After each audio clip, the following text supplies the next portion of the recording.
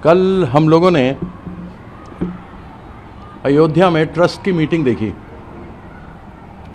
उसमें तो बड़ी सफाई से लोगों को बचा लिया गया। प्रश्न तो ट्रस्ट पर ही था, लेकिन चंपत राय जी को हटाकर उनकी जगह बजरंग लाल बागड़ा जी को लेकर के आया गया। अब इनके कर्मों कुकर्मों के बारे में आप सबों को ज्ञात है या नहीं, मैं बता देता हूँ।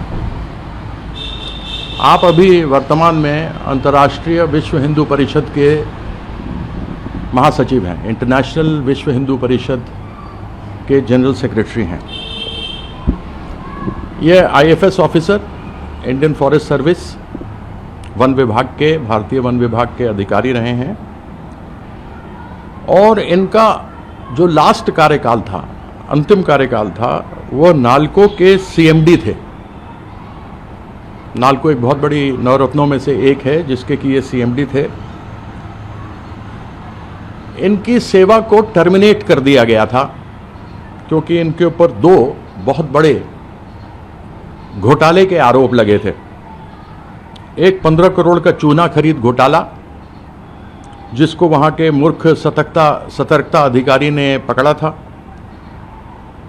और उसके बाद उसकी जांच सीबीआई ने की थी क्योंकि इन्होंने कुछ सप्लायर्स को अलग से काम दिया था।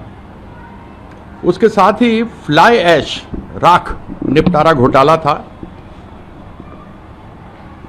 उसके कारण से इनके ऊपर जो आरोप लगे थे, केंद्रीय खान मंत्रालय ने सीएमडी के रूप में इनके कार्यकाल की नियमित विस्तार की मंजूरी नहीं दी थी।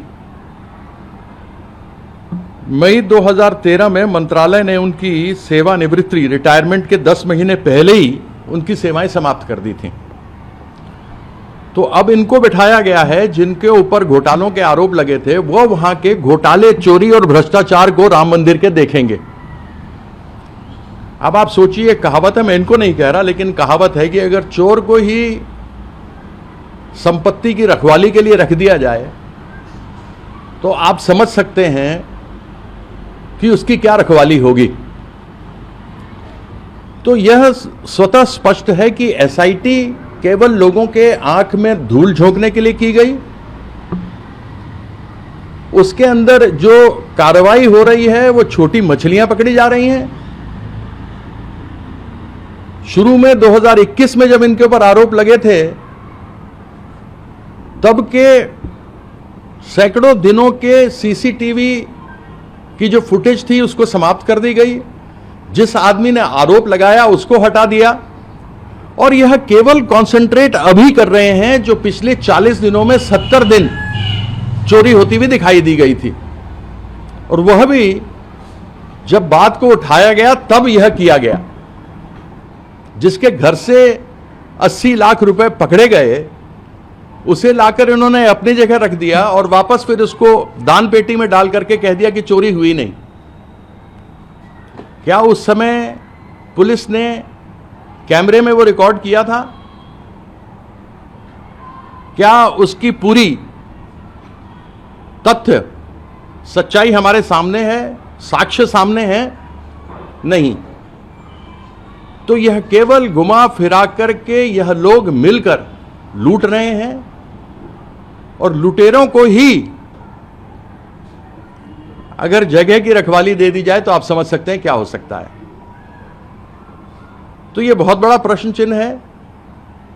जो भी आया उसने लूटा, लूट के ऊपर जिसको बिठाया उसने भी लूटा, उसकी भी सेवानिवृत्ति हुई। सीबीआई का केस हुआ, सीवीसी ने आगे काम करने से उसको रोक दिया। वो है बजरंग लाल बांगड़ा। तो आप समझ सकते हैं कि क्या होगा। गोविंद गिरी के ही राम भक्ति के ऊपर बहुत बड़ा प्रश्न चिन्ह है। 2 दिन पहले लिख करके कहा था कि मैं कोषाध्यक्ष हूं, मेरे साइनिंग चेक पर मैं साइन नहीं करता, मुझे मालूम नहीं हुआ क्या चल रहा है। और उसके बाद वो आकर के क्लीन चिट दे देते हैं, राजनीति करते हैं। भैया, जो भगवान माने वो भी हिंदू, जो न माने वो भी हिंदू। जो राम को माने वो भी हिंदू, मेरे जैसे जो काली को मानते हैं वो भी हिंदू। 3200 करोड़ देवी देवता हैं हमारे देश में, केवल एक भगवान श्री राम नहीं है। और मैं तो मां जानकी के स्थान से आता हूं, भगवान राम के ससुराल से, सीता मां के जन्म स्थान का आदमी हूं।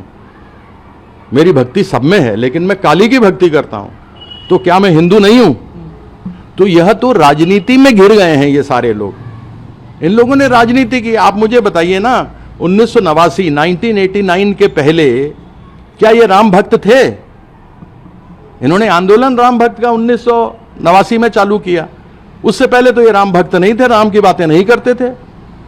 जो कुछ भी किया वहां के निर्मोही अखाड़े ने किया, राम विराजमान जो अलग अलग ट्रस्ट हैं उन लोगों ने खड़ा किया था। ये लोग कहां थे तब? जो लोग अपने इस विषय को बताते हैं उनके बारे में पूछो ना, तुम क्यों राजनीति कर रहे हो? जो सिंधी समाज ने शिलाएं दी वो कहां हैं? उसके अलावा इतना चढ़ावे में केवल ये 4 चीजें आई थी या और भी आई थी? हजारों आई होंगी। यह तो सिर्फ ऊपर ही ऊपर का दिखावा है, इसके अलावा और कुछ नहीं है। बहुत बहुत गहरी साजिश है इसके अंदर। अब बोलते हैं कृष्ण मंदिर, अरे कृष्ण मंदिर बना करके वहां पर भी लूटोगे? लूट के लिए बना है सब कुछ क्या? ये मंदिर लूट के लिए बने हैं या लोगों की आस्था है यहां पर? तो प्रश्न चिन्ह तो इन बाबाओं पे भी लगता है। बीकेटीसी जो बद्रीनाथ केदारनाथ टेम्पल कमेटी है, वहां पे भी जांच की जा रही है, और तमाम जो सोशल मीडिया में ये दावे किए जा रहे थे कि बद्रीनाथ धाम में भी इस तरीके का गबन हो सकता है, उस पर भी 4 सदस्यीय टीम गठित की गई है। सर, सभी जगहों पे आरएसएस के और वीएचपी के लोग वहां के ट्रस्टों में बैठे हैं। आरएसएस जो रजिस्टर्ड संस्था नहीं है, उसका पैसा कहां से आता है? उसके बड़े बड़े भवन कहां से बनते हैं? लाखों लोगों की ये जो बात करते हैं कि हमारे सदस्य हैं, अलग अलग जगहों पे हम पथ संचलन करते हैं, हम अलग अलग जगहों पे मीटिंग करते हैं, उसका पैसा कहां से आता है? कोई ब्यौरा तो है नहीं, कहते हम ग्रुप ऑफ इंडिविजुअल्स हैं। भाई देश का कोई तो कानून है, इनकम टैक्स है, इनके ऊपर ईडी क्यों नहीं लगती? इनकम टैक्स क्यों नहीं गया झंडे वाला में देखने के लिए, पता करने के लिए कि कहां से कितना पैसा हुआ है? एक 12-15 किलोमीटर दूर चंपत राय जी ने 84 करोड़ की 20 करोड़ वाली जमीन खरीदी। गौशाला इनके पास नहीं है, लेकिन गाय का चारा वहां 84 करोड़ के जमीन पर यह उगा रहे हैं। 84 करोड़ के जमीन पर 2-2 करोड़ की जमीन 18.5 करोड़ में बेच दी 15 मिनट के अंदर। कोई इनकम टैक्स नहीं गया, कोई कुछ नहीं गया। जबकि 10 लाख के ऊपर कुछ भी खरीद बिक्री होती है तो उसके ऊपर तुरंत इनकम टैक्स पहुंचता है, ईडी पहुंच जाती है प्राइवेट लोगों के यहां। अगर ये प्राइवेट ट्रस्ट है और यहां पर आरटीआई नहीं हो सकता तो ईडी तो जा सकती है, सीबीआई तो लग सकता है। लेकिन आप ईडी सीबीआई का इस्तेमाल पॉलिटिकल लोगों पर करते हो, आप प्राइवेट लोगों पर करते हो, आप उनसे चंदा लेते हो, फिर ईडी सीबीआई हट जाता है। बड़ी बड़ी कंपनियों से चंदा लेते हैं, लिया है इन्होंने। तो यह तो सामने दिख रहा है कि देश के अंदर किस प्रकार का गबन और भ्रष्टाचार चल रहा है। लेकिन सर, आप लोग और विपक्ष तो तमाम आरोप लगा रहे थे, चाहे वो काका भुसुंडी की प्रतिमा को लेकर के आरोप हो कि वो गायब कर दिया गया, या फिर सोने की रामचरितमानस जो दान की गई। तो कल गोविंद देवगिरी महाराज ने उन तमाम ऑफरिंग्स को जो काइंड में थी उनको प्रदर्शित किया। उसमें काका भुसुंडी की प्रतिमा है, रामचरितमानस है, जो पादुका है प्रभु श्री राम की जिसको ऑफर किया गया था उसको भी प्रदर्शित किया गया, ताकि राम भक्तों की आस्था को कहीं ना कहीं वो सांत्वना मिले कि उनकी जो ऑफरिंग्स हैं वो अभी भी संभाल करके रखी गई। इतने वर्षों में केवल 4 ही ऑफरिंग मिली हैं। ये तो 4 मुख्य थी। इतना दिन क्यों लगाया दिखाने में? कहीं सरका दिया था क्या? और आपको समय लग गया उसको वापस लाने में? 2800 आइटम्स की लिस्टिंग की गई है और वो सभी सेफ है। केवल 2800? इतने वर्षों में केवल 2800? क्या आपको इसका विश्वास होता है? इतने वर्षों में केवल 80 लाख की चोरी? क्या आप विश्वास कर सकते हैं? एसआईटी बनती है, एसआईटी बन करके वहां के डीएम को दी जाती है। डीएम कौन है? वह भी एक्स ऑफिशियो मेंबर है। मतलब जिस ट्रस्ट में चोरी हुई उस ट्रस्ट ने एसआईटी बनाई, उस एसआईटी ने ट्रस्ट के ही एक्स ऑफिशियो मेंबर को वो दिया। अरे इसके ऊपर तो स्वतंत्र जांच होना चाहिए। विश्व हिंदू परिषद की तरफ से और इंटरनेशनल वर्किंग प्रेसिडेंट जो है आलोक कुमार जी, उनकी तरफ से बीते दिनों कहा गया कि ये जो लोग तमाम विपक्ष के लोग दावे कर रहे हैं, उन्होंने बाकायदे नाम लिया है, प्रियंका गांधी वाड्रा, अरविंद केजरीवाल, अखिलेश यादव, इनको जो इंस्पेक्टर हैं, जो इन्वेस्टिगेटिंग ऑफिसर है, उनको बुलाना चाहिए नोटिस देकर के और इनसे पूछना चाहिए कि इनके पास क्या तथ्य है, क्या प्रमाण है, इनसे कहीं ना कहीं वो चीज़ें समझना चाहिए कि ये कैसे इतने आरोप लगा रहे हैं कि 2000 करोड़ का घोटाला कहाँ से हो गया। कमाल है। तो कहीं आपको नोटिस ना आ जाए। नहीं, कहीं दुनिया ने देखा है, सबने देखा है, आप लोगों ने दिखाया है, आपके माध्यम से लोगों ने देखा है। वो गाड़ियां पकड़ी गई हैं जिस गाड़ियों में पैसा ले जाया जाता था, वह बताया गया है। वो सारी चीज का खुलासा तो नहीं हुआ अभी तक। एसआईटी की रिपोर्ट यदि कमेटी को दिखा रहे तो हमें भी दिखाओ ना। जहां पर ले जाकर ये पैसे बांटते थे उस स्थान के बारे में भी इन्होंने जानकारी ली है। तो यहां पर जब सब चीजें आएंगी तो सामने आएंगी ना। जिसने चोरी की उससे तो पूछ नहीं रहे। और आलोक कुमार जी राजनीति करने आ गए, जबकि अपने आप को इंटरनेशनल विश्व हिंदू परिषद का वह अध्यक्ष बताते हैं। मैं तो नहीं मानता उनको। बहुत देश में तो अगर मान लीजिए बीजेपी के ही सारे सपोर्टर बने फिर रहे हैं तो 37% ही वोट तो मिली थी लोकसभा में, बाकी 63% तो नहीं मिला था बीजेपी को। 240 सीटें रह गई थी। तो 63% लोग तो आज भी उनके विरोध में हैं। और वो भी जो 37% मिले उसमें इनके काफी अलायंस पार्टनर भी थे। तो बीजेपी को कितना मिला होगा? 20%, 21%।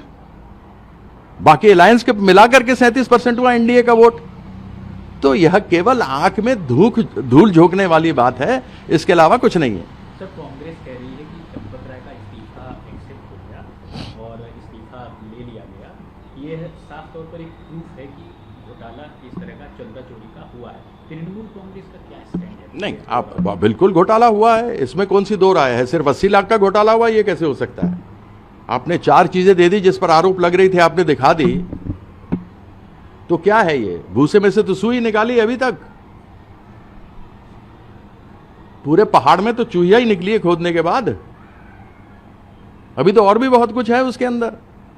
और यह तो उनके मानकों में लिखा हुआ है, टर्म्स ऑफ रेफरेंस में, कि जिस दिन किसी ने इस्तीफा दिया, किसी की मंजूरी करने का या न करने का सवाल ही नहीं पैदा होता, वह उसी दिन से उसका इस्तीफा माना जाता है। तो तब क्यों नहीं माना? ये क्यों बैठे रहे?